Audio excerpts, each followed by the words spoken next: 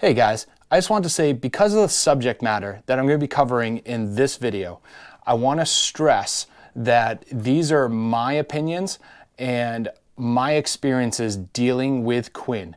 Yours may be different if you choose to deal with them after watching this video or have in the past, but this isn't going to be a fun and friendly video. It's not going to be like my grinds my gears stuff where like I'm just kind of joking around and, you know, throwing around the tongue-in-cheek stuff. This is this is definitely a whole different animal. It's a real review of everything from the time I bought this helmet to all my experiences afterwards. It's not pleasant, but hang around, find out. Let's kick that intro.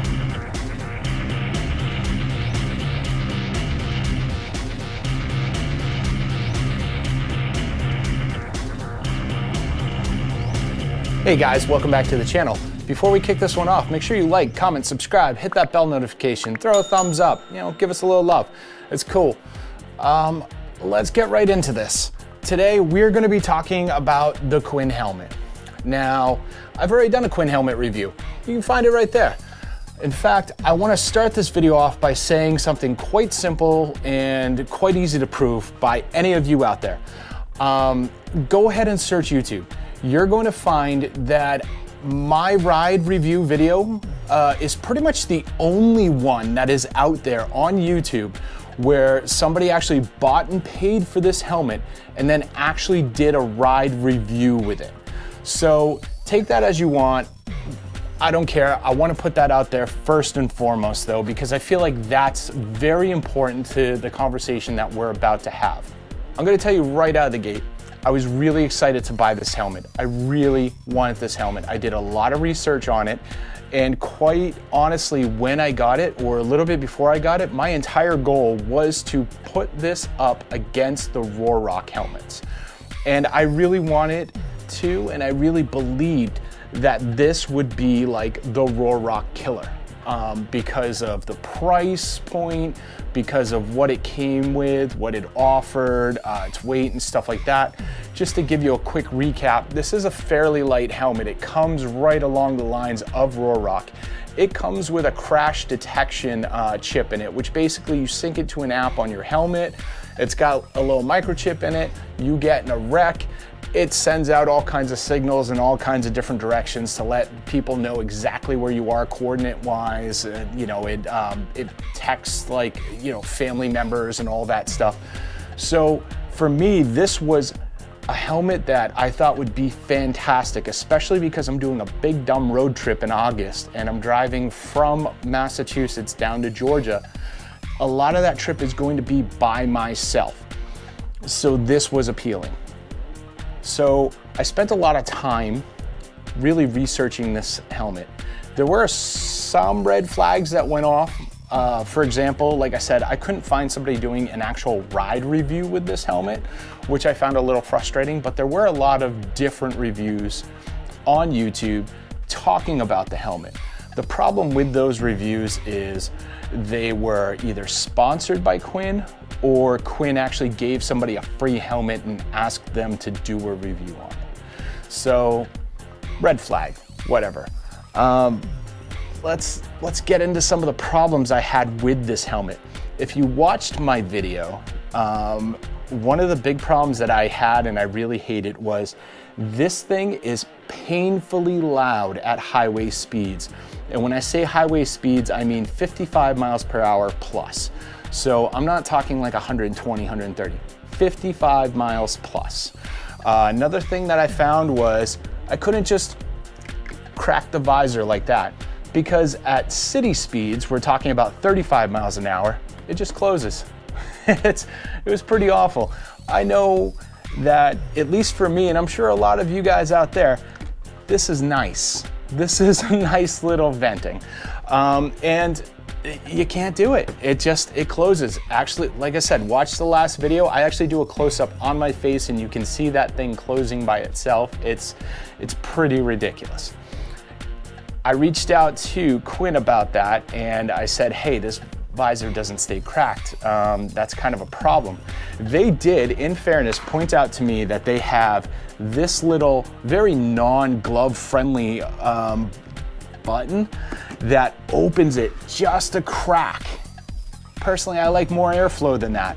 And honestly, this is horrible. As I said, not glove friendly, right next to another thing that feels exactly the same that removes the visor. And congratulations, Quin. You over-engineered a solution to a problem I never had until I bought a Quin helmet. Good on you guys. Another issue I had was the drop-down lens right inside there. Couple problems here. This lens is set up so close. I literally own 10 pairs of glasses. I've collected them, sorry. Nothing crazy, like just normal glasses, a couple of Ray-Bans, a couple of Oakleys, stuff like that. This visor was so close to my face, I could only wear a pair of glasses that didn't get hit by this thing. And when I brought that up to them, they just told me that I was wearing the helmet wrong. And then they told me that the helmet comes with some foam pads, start sticking foam pads inside and it'll push it away from your face and all this dumb stuff. I did install the foam pads as they requested, and then I was able to wear 2 pairs of the glasses I own out of 10. That's pretty nuts. Another problem with this visor, anytime light hit it, towards the middle, I would start to see some rainbow swirls, kind of like when you buy those really cheap gas station sunglasses where the plastic isn't really the best, right there.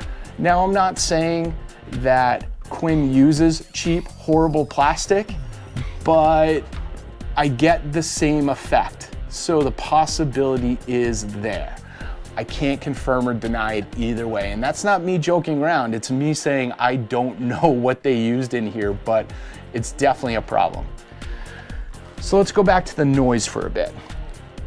When I was wearing this helmet and I was doing the on-bike review, my microphone started cracking and popping because it was so loud in here.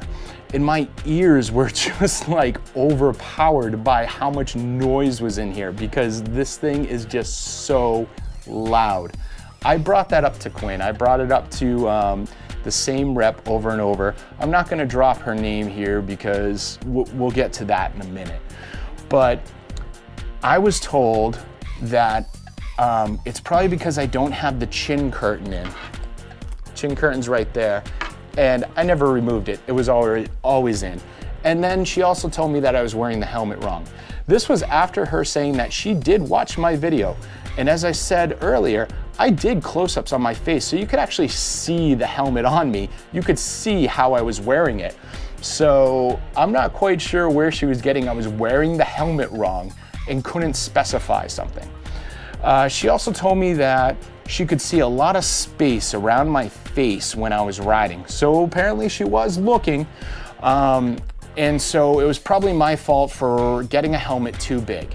But she was willing to work with me. The reason why she was willing to work with me is because after the review, I just hated this helmet so much. I asked for a refund and they said, well, you rode with it, so no. She said she was willing to work with me and send me smaller cheek pads because that was clearly the issue. So pretty much right from the start, she blamed me for all the things. She said that it's probably because my vents were open. Again, she looked at the video and you can tell when the vents are open and when they're closed.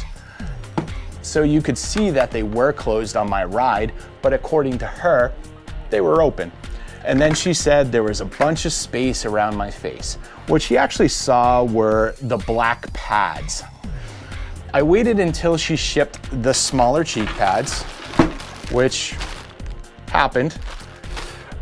In the moment that they were marked shipped, I sent her pictures of me wearing this helmet and I did close-ups of my face. I'll put those right there. And I said, hey, could you help me out a little bit? This is how I wore the helmet on the bike. Could you tell me where the spaces are that you see or you saw so I could readjust it? And could you tell me if there's a better way to wear this helmet? She responded with nothing. She ghosted me for 2 weeks. That's exactly what happened. And This wasn't even the first time that she ghosted me a couple times. During this time, I finally got fed up and I filed a claim with my bank, trying to get a refund because Quin refused to give me one. The reason why is because this product does not live up to the standards that they were advertising, which is, again, how I feel. If you have a difference of opinion, high five to you. And there's a reason why I'm saying this too, and we'll get to that in a moment as well. So I did not feel the product lived up to the claims that they made, and I wanted a refund. They refused. I opened up a claim with my bank. I made it very clear that I had the helmet, that I wanted to return it, that they refused to, and they refused to work with me. And my bank said, well, you know, normally these claims don't go through, but we will do we'll do our due diligence. We'll see what we can do, and we can't promise anything. And I said, hey, fair enough. So I left it to my bank, and about a week or two later, the same rep responded to my email saying, hey, we noticed that you did a chargeback at your bank.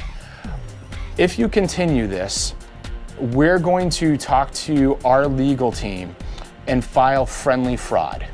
For those of you not aware of what friendly fraud is, because I wasn't aware of what friendly fraud is when you order something, it's delivered to you, it's in hand, and then you go to your bank and say you never received it and you want a refund. So you get the money and you get the product.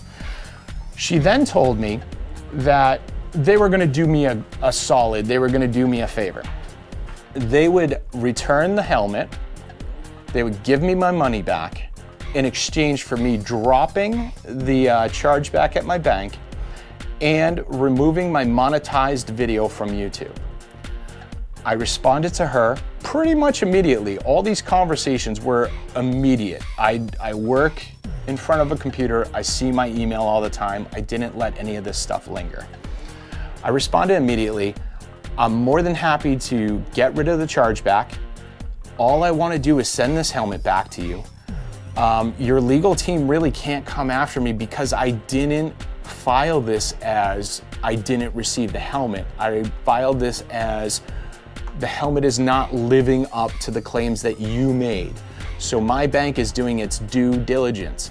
They are fully aware of the situation. You don't have any grounds there. As for removing my videos are not monetized. My channel is not monetized. So no issues there. There's no monetized video to remove. She then ghosted me for 2 weeks.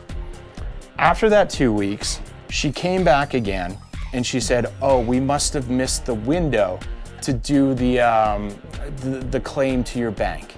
So we really want to clear this up with you. And she was partially right. It was towards that month sort of window that they have where they need to respond to my bank with a counterclaim or, you know, reason why they shouldn't give the money back.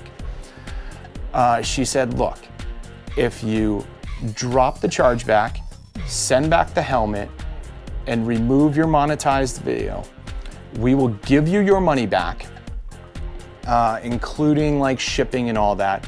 But it's such a huge loss to our company. We're losing so much money because we can't use the helmet again. And this was actually brought up in the last emails too. Like basically she made it sound like they were going out of business if they took this helmet in return, which is frightening in itself. And I said again, look, my videos aren't monetized, so there's nothing to remove. She said, well, you have some Amazon affiliate links on there, so as far as we're concerned, they are monetized. Quite honestly, this has never been about taking the helmet back. This has never been about like them giving me money back for the helmet. This has been about them not liking the review I did. And quite honestly, like I said, go watch the review for yourself. I tried to keep it on a positive note. I tried not to bash the company. And I even tried like to say, hey, you know, this helmet isn't for me. It isn't doing what it needs to do. But I feel like the company is on the right path and I look forward to some of their newer offerings and hopefully like buy something from them in the future. So I really made it a point not to trash this company because I really did legitimately feel like they could do some good things in the future. After dealing with their customer service and after dealing with all the crap that she shoveled onto me, and quite honestly, just to go through the list, like they denied the refund because I wore the helmet, which in fairness, most helmet companies do have some sort of policy in place where once you take it out and ride it, you can't return it. And normally I wouldn't try and return a helmet. But this thing right here, the quality, in my opinion, is right along the lines of like any $80 helmet you can get off wish.com or amazon.com. And that's pretty frightening for a $400 helmet. And again, like I keep stressing the whole, this is my opinion, because they have made many threats to like sue me because I tried to return the helmet. So who knows what they're gonna do if they see this video. But to sum it all up, I told them that I had problems with the helmet, and they immediately turned around and blamed it on me and told me I don't know how to wear a helmet, and like I don't know how to size a helmet, and I don't know how to work a thumb tab like for an event. They threatened lawsuits because I was trying to get a refund to do my due diligence. They kept ghosting me whenever I asked them questions they honestly couldn't answer because the stuff like blaming me for the helmet was just plain stupid and they couldn't back it up. And just lawsuits, it's ridiculous. And quite honestly, to bring this all back around, when I originally bought this helmet, the goal was to sit here and get in front of you guys, do the ride review and all that, and say, this is an amazing helmet. This thing crushes the Rock. I don't know why the hell anyone would buy a Rock when this is on the market. Let me tell you straight up, quite honestly, I've spent the last few months just messing around with Rock. You can actually find that here in my Grinds My Gears videos. My Engine Hawk video, my Rock video. I've basically just kind of like picked at them and like made jokes at their expense and just messed around with them.